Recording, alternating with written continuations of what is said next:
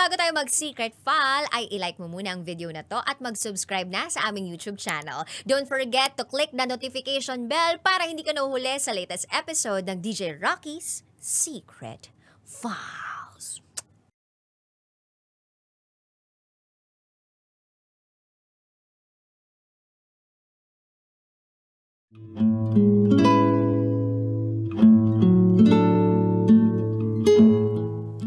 And now, it's time for DJ Rocky's Secret Files.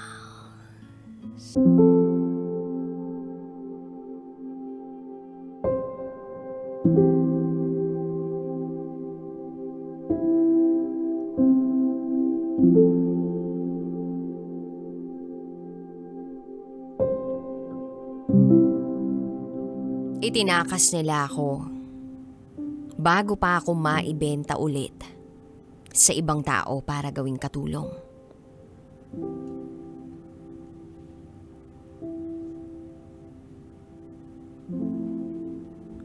Hi, DJ Rocky. Hindi ko na maawat ang sarili ko na sumabaybay sa programa mo. Nakaka-addict kasi. At eto ko ngayon, gusto ko rin sanang i-share ang aking storya na napakatagal ko nang tinitreasure. I was only 22 years old by then.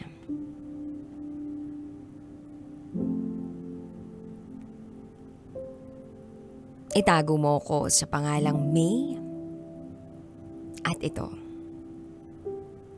ang aking secret file.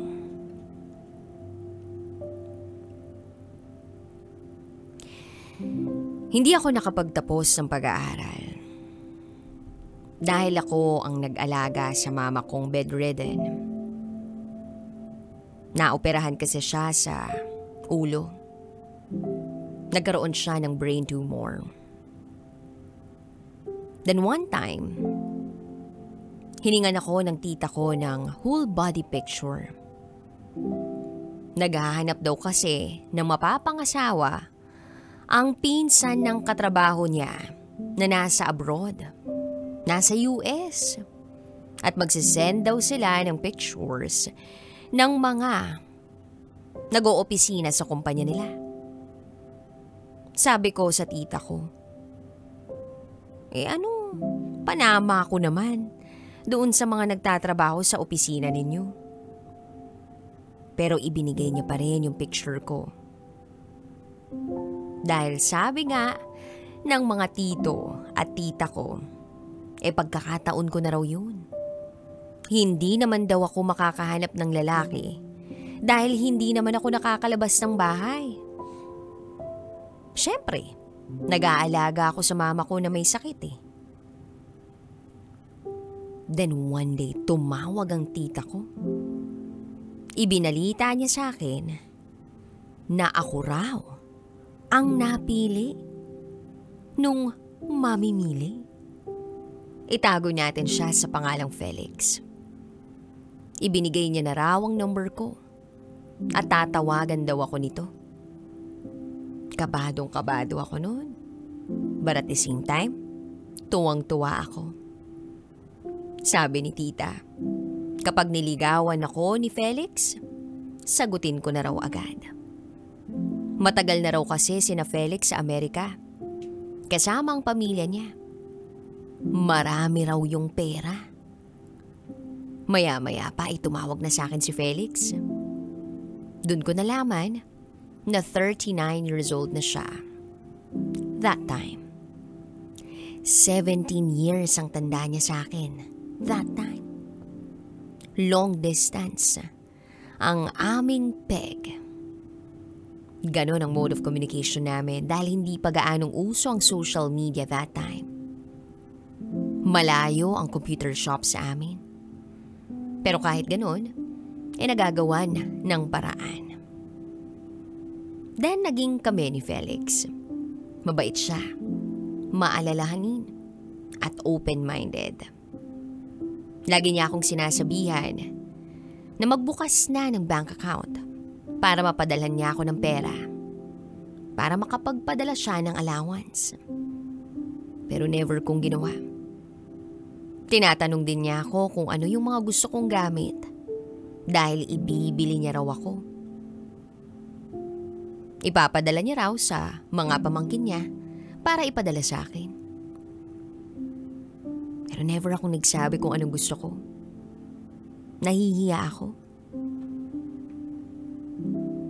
Pero ang hindi ko alam, doon na pala siya nagtatanong sa tita ko. Pinadalhan niya ako ng balikbayan box. Tsaka ko lang nalaman nung naipadala na niya. Kasi baka hindi ko raw tanggapin. Natouch naman ako. Hindi kailangan pero nagbigay pa rin siya. At habang iniisip ko kung ano bang dapat kong gawin, kumuha ako ng short course na caregiving.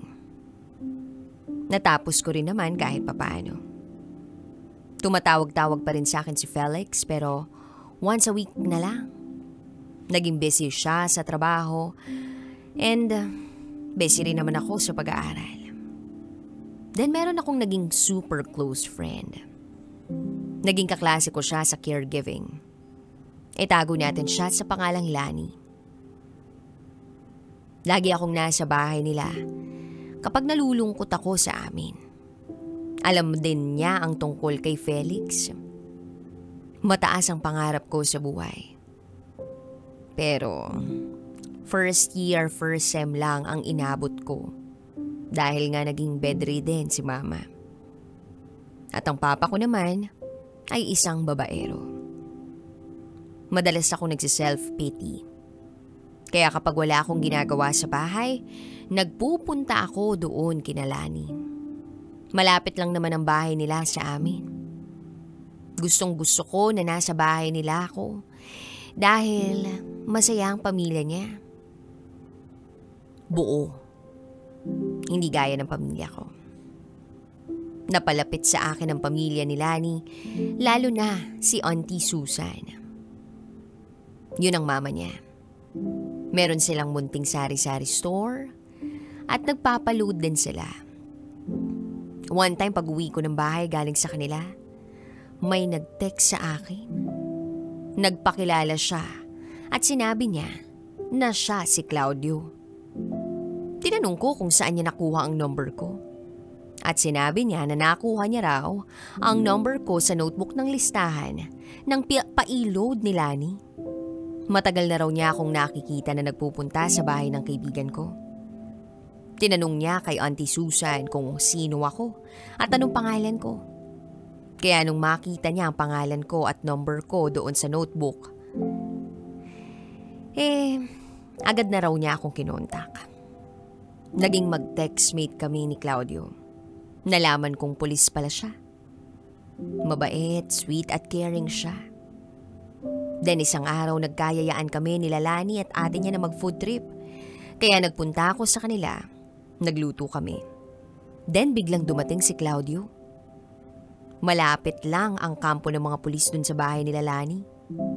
Agad akong tumakbo at nagtago sa likod ng cupboard nila. Doon sa may kusina dahil nga nahihiya ako. Then habang nasa labas si Claudio, nagsalita siya ng, "Lumabas ka na dyan, nakita na kita eh." Tapos dahan-dahan akong lumabas. At yun ang unang beses na nakita ko siya ng malapitan. Tall, dark, and handsome. Medyo may tiyan nga lang. Sa bagay, okay lang naman kasi chubby naman ako. Si Auntie Susan, kinikilig sa amin ni Claudio. At habang nagkakachat at nakakasama ko si Claudio, nandoon yung guilt feeling. Kasi alam ko na may Felix na nag-aantay sa akin. Marami siyang plano para sa aming dalawa. Sa susunod na taon daw ay uuwi siya ng Pilipinas. Magpapakasal na raw kami at kukunin niya ako sa US. Pero nung mga panahong yun, alam ko na sa sarili ko na si Claudio ang mahal ko. Hindi ko itinigil ang pakikipagkita sa kanya hanggang sa naging kami na. Tandang-tanda ko pa, naging kami ng October 24, 2009. Then that day, in-invite ako ni Claudio sa kampo nila. Inabangan niya ako sa may highway kasi nahihiya akong pumasok. Then nung nandun na ako sa loob ng kwarto niya, nagkwentuhan kami. Inamin niya sa akin na hindi raw Claudio ang talagang pangalan niya. Pero para sa akin siya pa rin si Claudio. Then, nag-isip kami ng pwedeng itawag namin sa isa't isa. At ang napili namin ay mine. Madalas magka-text kami hanggang madaling araw. At lagi kami nagkakasama para mag-stroll o kaya ay kumain sa labas dahil may sarili naman siyang motor. DJ Rocky, napakasaya ko sa piling ni Claudio. Sobrang saya to the point na nakalimutan ko na may Felix na pala ako. Then eventually nalaman ng pamilya ko na may boyfriend ako. At nagalit silang lahat sa akin. Ang mama ko lang ang nagpapalakas ng loob ko. Sabi niya wag raw akong makikinig sa lahat.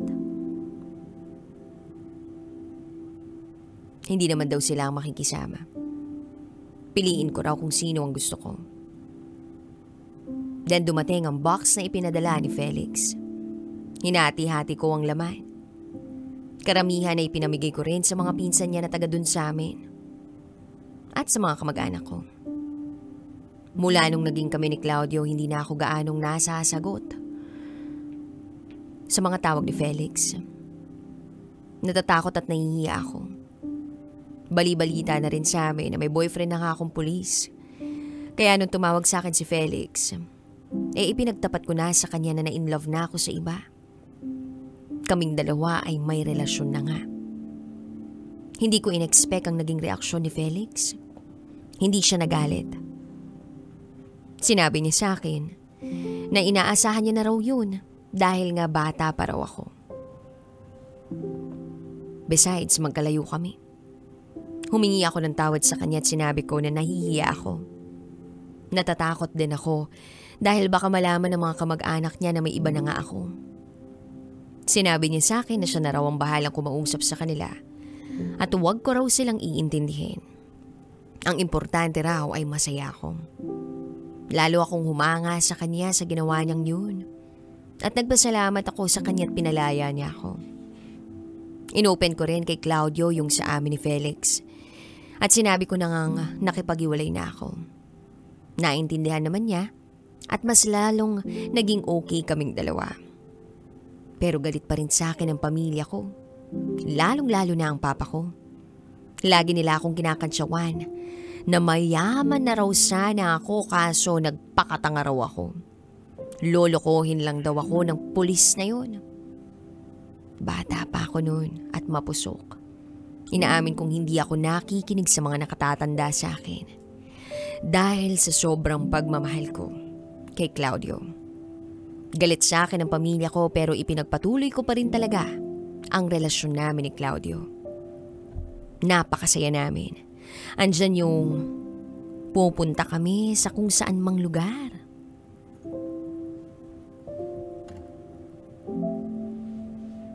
Minsan sa gabi, tatakas ako.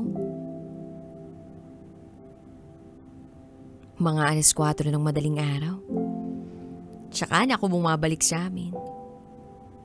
Yung alam kong tulog na ang lahat. Then minsan may nakahuli sa akin na kapitbahay. Pero syempre, mamatay na ang aamin. Paulit-ulit kong isinuko ang sarili ko kay Claudio. Hinahatid at sundo naman niya ako. Madalas din kaming pumunta sa tabing dagat.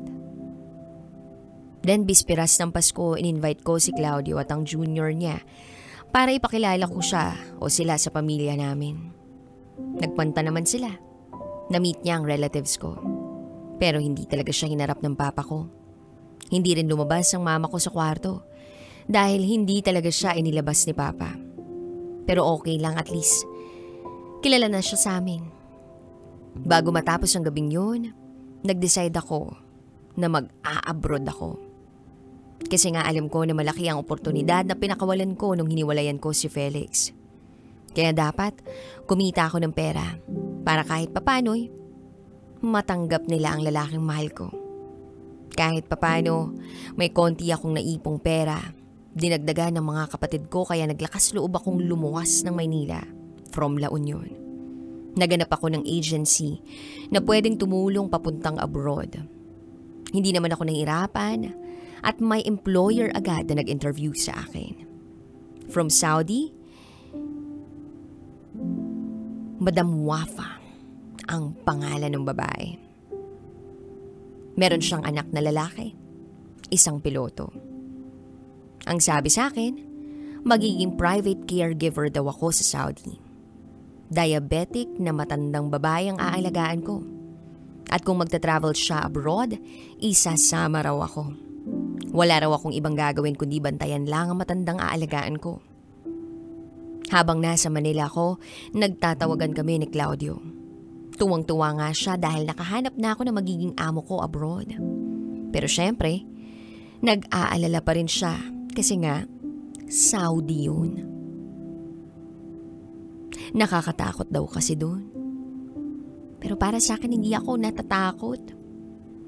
Ang sabi ko kay Claudio, bigyan niya ako ng 2 taon para kahit papano ay meron akong mapatunayan sa pamilya ko.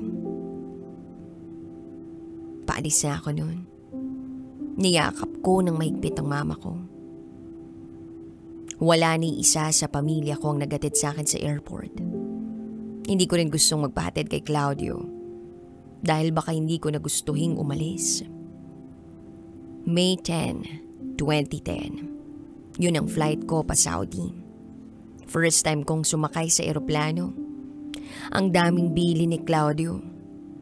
Sa tawag at text na lang kami nag-uusap bago ako lumipad.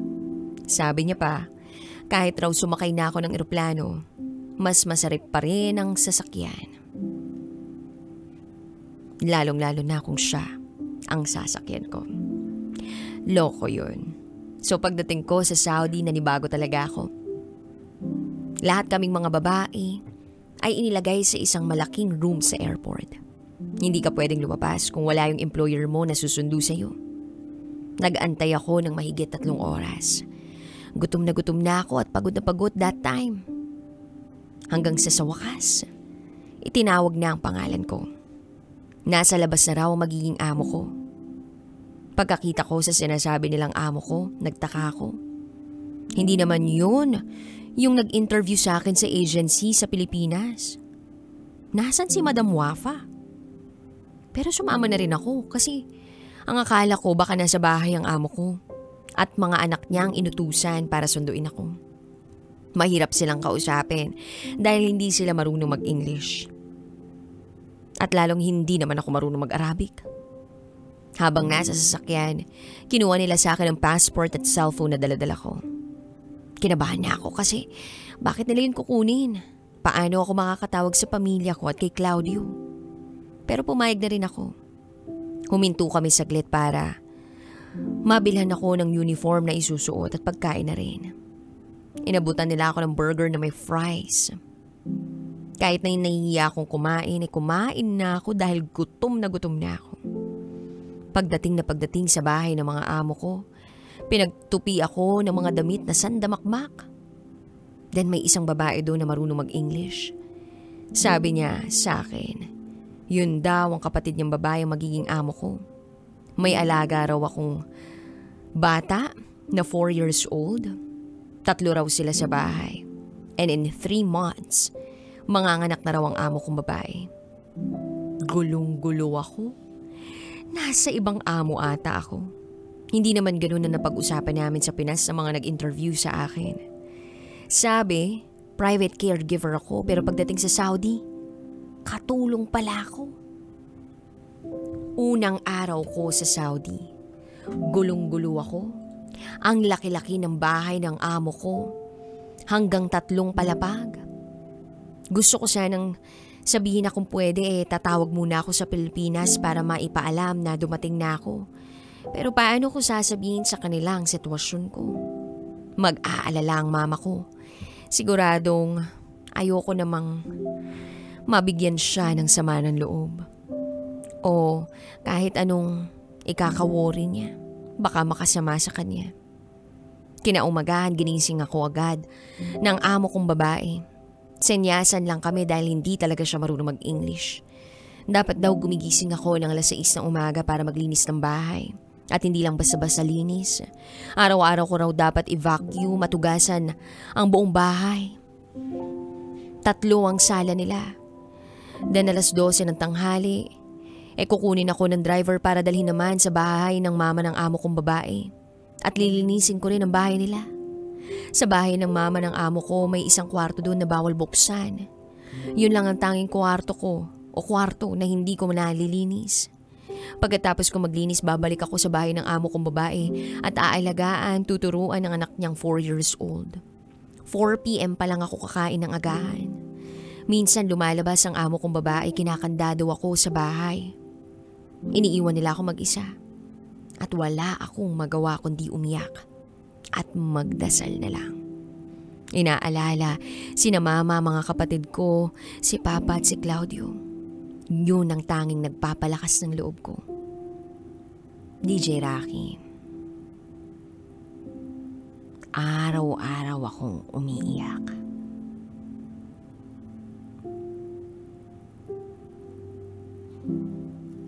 Inaalala ang mama, papa, mga kapatid ko at syempre si Claudio.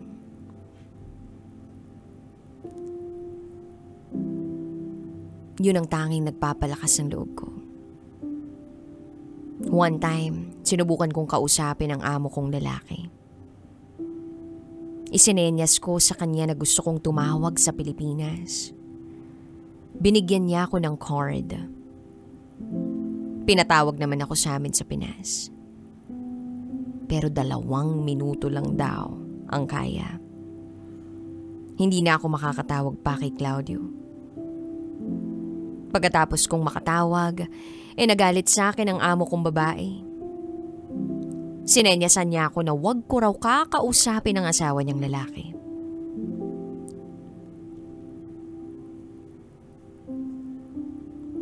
Ang sama-sama ng loob ko. Ang bigat-bigat ng dibdib ko.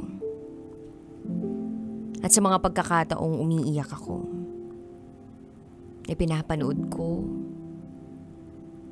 yung alaga kong bata.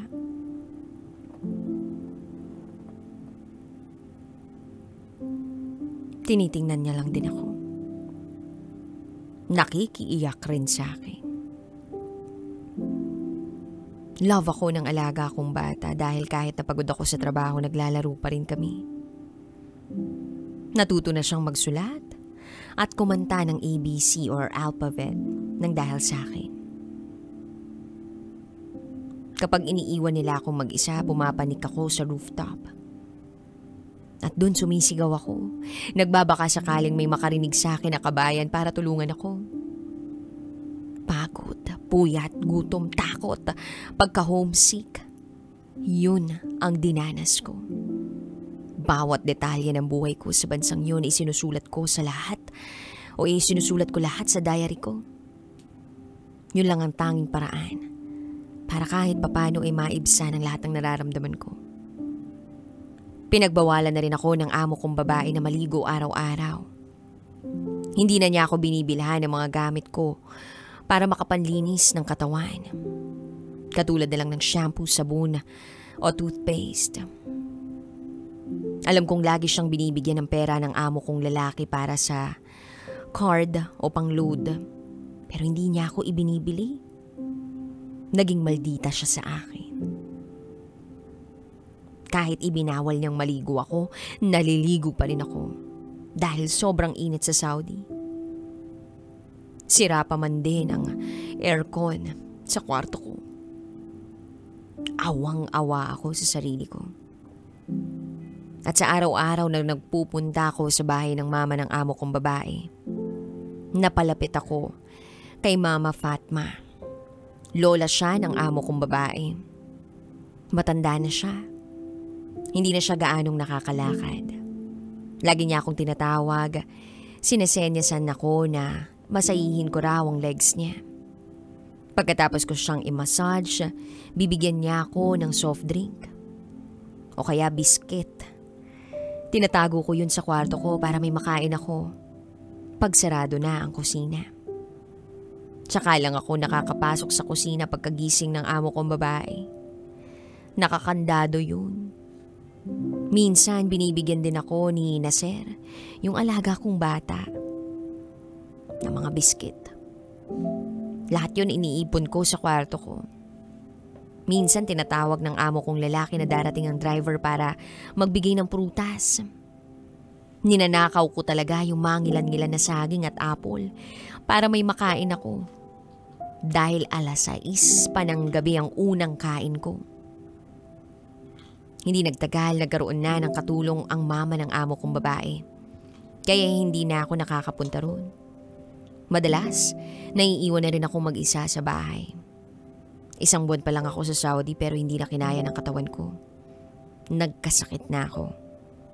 Trangkaso. Pero hindi nila ako madala sa ospital dahil wala pa raw akong ikama. Wala na akong alam sa araw dahil wala naman silang kalendaryo. Then nalaman ko sa katulong ng mama ng amo ko na ikakasal yung bunso nilang kapatid ng July 6. Birthday ko yun. Sabi nila, sa hotel daw ikakasal. Dasal ako ng dasal na sana may Pinoy doon na pwedeng makatulong sa akin. Tatakas ako. At dumating na nga yung petsa ng kasal. Maraming nagsidatingan na kamag-anak ng amo kong babae at dininig ng Diyos ang panalangin ko. Napakaraming ang Pinoy na kasama sa nag-cater. Pumuslit ako para makausap sila. In-explain ko ang sitwasyon ko. Awang-awa sila sa akin. Gusto nila akong tulungan na tumakas nung gabi ding yun. Kaso natatakot ako na baka pati sila ay madamay. Tiyak, sila mismo ang sisisihin kapag nawala ako. Kaya binigyan nila ako ng maliit na cellphone. At 20 riyal na magagamit ko sa pagtakas ko. Pagkatapos ng kasal, bumalik na kami sa bahay ng mama ng amo ko. Nandoon ang iba pang mga kamag-anak nila. Yung mga kapatid ng amo kong babae na lalaki at yung kakambal niya, lagi akong hinihipuan. Lagi ko lang din pinapalo ang mga kamay nila. July 7 ng gabi. Nadinig ko yung mga lalaking kapatid ng amo kong babae at mga pinsang lalaki na nag-uusap. Ang sabi ng kambal ng amo kong babae is, Ana irid hada kadama, ana furog. Tsaka sila nagtawanan. Ang ibig sabihin pala nun ay gusto ko yung katulong, pupunta ako sa taas. May binabalak silang masama sa akin. Papasukin daw nila ako sa kwarto ko sa taas. Takot na takot ako, gulong-gulo ang utak ko. And that moment I decided to escape. Habang busy pa ang lahat na nag-uusap-usap, umakyat ako sa kwarto ko sa taas, itinapon ko ang abaya ko sa ground floor, tsaka ako nagmadaling bumaba, lumabas ng gate. Nagtagumpay ako makalabas ng bahay. Nakasakay ng taxi. Tinanong ako ng driver kung saan ako pupunta pero dahil gulong-gulo ang utak ko, pautal-utal kong sinabi na, I want to go to Bata. Yun ang lugar na sinasabi ng mga Pinoy na pwedeng puntahan. Dahil maraming Pinoy doon. Sabi nila sa akin, makapunta lang ako doon. Marami nang pwedeng tumulong sa akin. Kaso na-detect ng driver na kabado ako kaya nagsisigaw siya. Imbes na paandarin ng taxi, busina siya ng busina para makuha ang atensyon ng mga tao sa paligid. Nag-hysterical na ako, desperado na ako, nagmakaawa ako sa driver, sinabihan ko siya ng please sir, drive the car, take me to Bata. My bosses will rape me, please, let's go. Umiyak ako ng todo at nagmakaawa pero hindi niya pa rin pinaandar ang sasakyan. Hanggang sa nakita ako ng lalaking kakambal ng amo kong babae papalapit sa taxi. Ang tindi ng kapit ko sa may pintuan. Sumisigaw at umiiyak na ako pero hindi talaga pinaandar ang sasakyan. Bagkus ay binuksan pa ang lock ng pinto sa passenger seat. Hinila ako nung lalaki. Binuhat pabalik sa bahay nila. Pagdating sa bahay nila, galit na galit silang lahat sa akin. Pinagsasampal at pinaghampas-sampas nila ako ng itim na goma. Tapos, maski yung amo kong babae na buntis, pinagsasampal ako.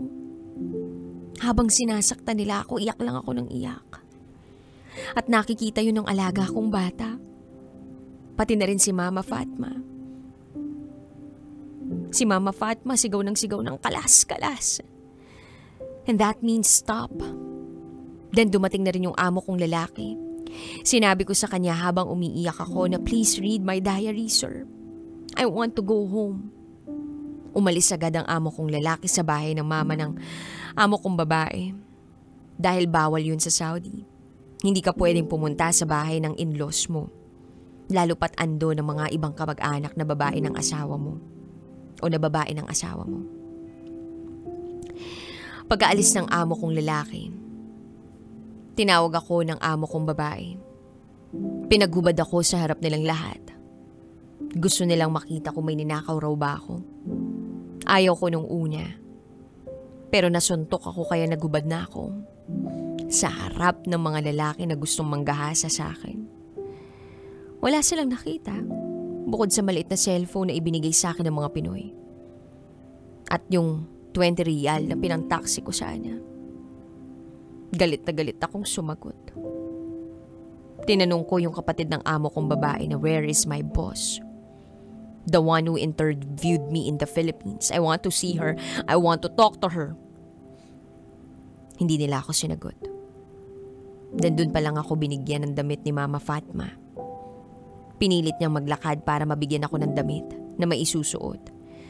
Tsaka ako hinila ng mga lalaki para dalhin sa kwarto na bawal buksan ni Numan. Bakante pala yung kwartong yun. Carpet lang sa floor ang laman.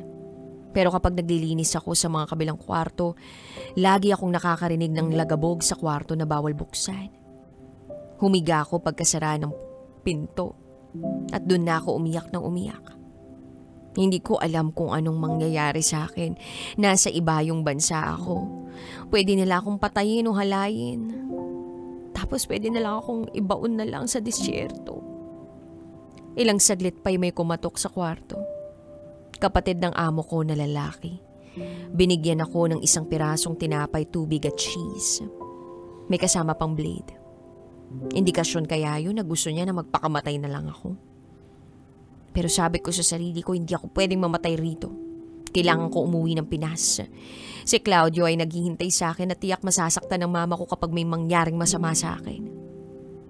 Hindi ko kinain ng pagkain dahil baka may lason. Pumwesto ako sa may pintuan mismo para kapag may pumasok sa kwarto magigising ako agad kapag nakatulog ako. Kinaumagahan, mataas na ang sikat ng araw. Pumasok ang amo kong lalaki, kinuha ako sa bahay na yun. Dinala ko sa police station dahil sinabi ng asawa niya na nagnakaw raw ako. Wala akong kinuha. Iniwan niya ako sa police station. Doon may nakita akong Pinay na inakasuhan din na magnanakaw. Sa bansang Saudi, walang investigasyon. Bansa nila yun. Kapag sinabi ng amo mo na nagnakaw ka, kulong ka agad. Bansa nila yun, wala kang karapatan. Basta ibang lahi ka. Umiyak ako habang nag-i-explain. Then sabi ko, naiihi na ako, nasan bang banyo? Sabi ng Pinay, wag raw akong iihi. Dahil kung hindi ako na-rape sa bahay ng amo ko, pulis naman ang mangre-rape sa akin sa presinto. Grabe ang hirap na dinanas ko. Matapos ang ilang oras may dumating na babae. Siya yung nag-interview sa akin sa Pinas. Gusto ko siyang yakapin at umiyak sa kanya kaso sampal ang pinagsalubong niya sa akin, left and right pa nga. Pambihira, kotang-kota na ang mga Arabong to sa pananampal sa akin. Ni minsan hindi ko naranasan sa mga magulang ko ang masampal. Hindi kami mayaman pero ni minsan hindi ko naranasang magutom. Dahil kahit papano ibinibigay yun ng aking pamilya sa akin. Then inuwi ako ni Madam Wafa sa bahay niya. Doon ko nakilala ang anak niyang babae. Ginamot nila yung pasa ko. Pinakain nila ako. Sinuguradong walang laso ng pagkain. Tinakman nila ang pagkain sa harap ko. Nagstay ako ng 4 na araw sa bahay nila Madam Wafa. Andun lang ako sa veranda maghapon. Then one day may isang negrong lalaking nagpunta. Nag-usap sila ng Arabic. Narinig ko ang salitang pulis. Baka dadalhin na naman ako sa police station. Sumama naman ako. Then habang nasa daan, nakita ko yung sign ng airplane. Tinanong ko yung driver. Hindi nagsalita yung driver. Bumaba kami sa may airport.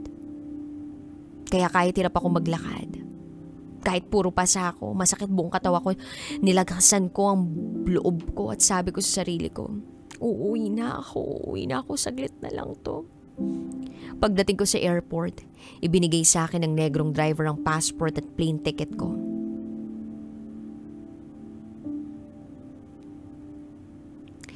Kaya nila ako itinakas kay Madam Wafa bago pa ako mabenta uli sa ibang tao para gawing katulong. Nabasa pala nila yung diary ko. Wala akong naiuwing gamit. Yung damit lang na suot na pang uniform pang ang katulong, yun ang suot-suot ko. Pinagtitinginan ako ng mga Pinoy doon. Napiiyak ako. Naawa sila sa akin, pinalibutan nila ako. Humiram ako ng cellphone at nag-long distance call ako sa papa ko. Humingi ako ng kapatawaran sa kanya at sinabi ko sa kanyang sunduin ako sa nang-iya ng 4:00. Uwing-uwi na ako. Yung damit ko 4 na araw ko nang suot. Magang-maga ang mga mata ko kaiiyak. Amoy na amoy ko na rin ang mabahong katawan ko at ang hininga ko. Iyang hiya ako, nakapanliliit. Nagpunta ako sa banyo, naghilamos at nagsipilyo.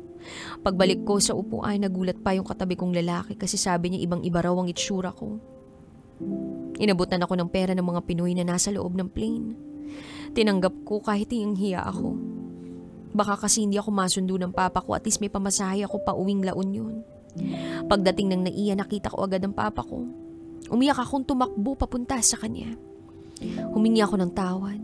Nagtataka siya kung anong nangyari sa akin. Hindi ako makapagkwento dahil baka magalit na naman siya.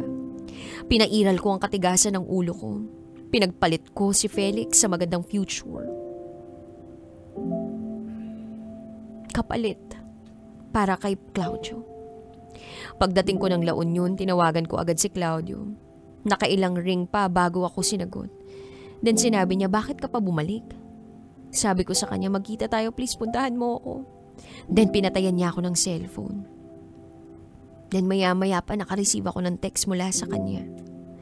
Tantanan mo na ako, ikakasal na ako. Hindi ko alam kung paano nangyari. Umuwi ako ng Pinas.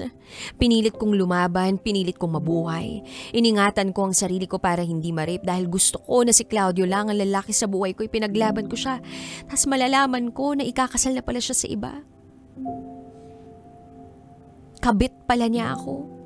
Matagal na pala sila nung girlfriend niya na teacher.